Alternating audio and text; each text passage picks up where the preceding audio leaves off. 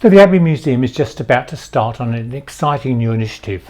This is with our Old Master collection, and we have engaged Julia Jackson, who is an international researcher for paintings and artworks, to begin to look at the provenances of some of our artists. When the collection came across from England, we were still using the attributions that were made by John Ward, but we now know that some of these are incorrect. And it's really critical with our new art gallery project underway that we actually ascertain which our paintings belong to. Part of the initiative for the new art gallery, we are seeking support for the research component of these old masters. Each painting will require about $2,250 for its research. This is an opportunity where everybody can be involved, however, in bringing these wonderful artworks to the general public, fully provenanced and with all the information and documentation that we need.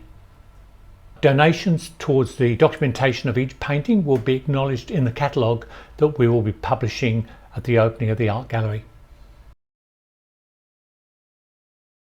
I've been contracted by the Abbey Museum to do a research project an extended research project on the Old Master collection. This is one area of the collection that has sort of been neglected for a little while. So part of this process involved me visiting Caboolture for 4 days in order to catalogue each work and read up on any research files that the Abbey Museum might have. Part of the process for this, I've created a catalogue worksheet for each item, and then in that I can add research notes and any sort of commentary on the iconography and scholarship. But part of the cataloguing process involves taking quite good record shots of the back and the front of the artwork, and any extra details like this wax seal that's on the back of this particular panel.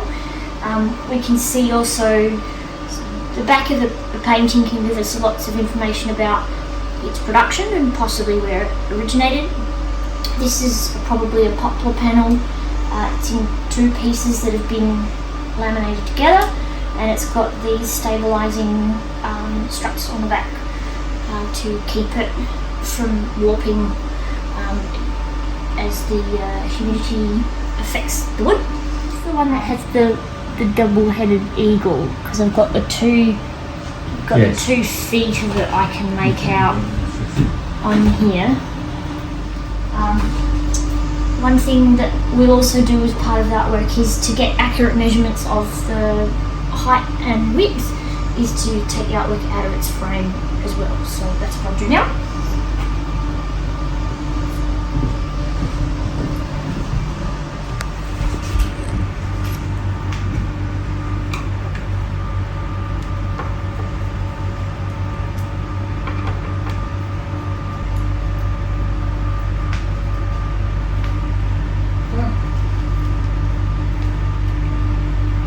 That's disintegrated, so it's a bit annoying. If that comes out okay.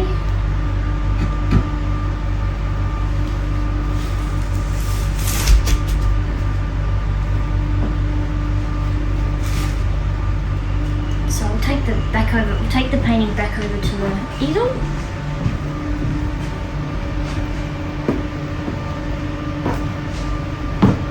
Right for the next minute or so.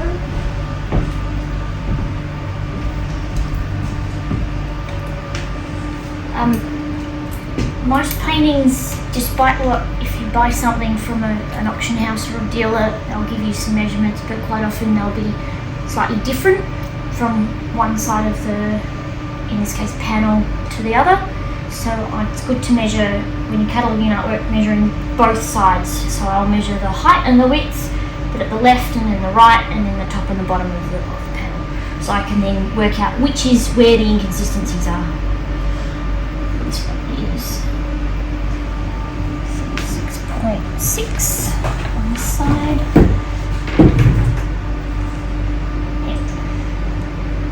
So this is 37 centimetres on this side and 36.6 on this side.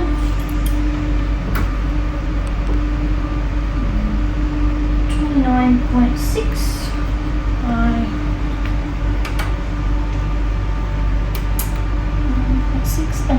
29.7. So the measurements, when you're cataloguing an artwork, it's important to take whichever the measurements are the larger, because there's a 4mm variance in the dimensions.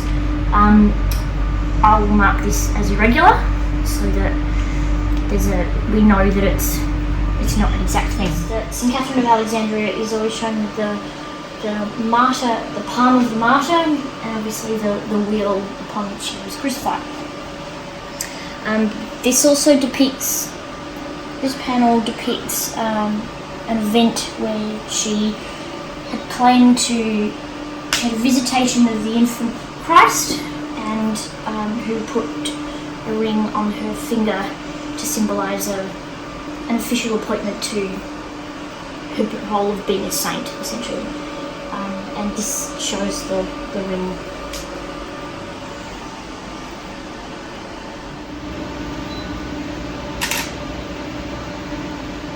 According to the inscription on the back of this painting, Agnes Percy is the sister of Elizabeth Percy and the granddaughter of Sir Thomas Percy. For history buffs out there, Sir Thomas Percy was one of the people involved in the Gunpowder Plot and was executed for treason. And so, if this could be one of the only portraits in existence of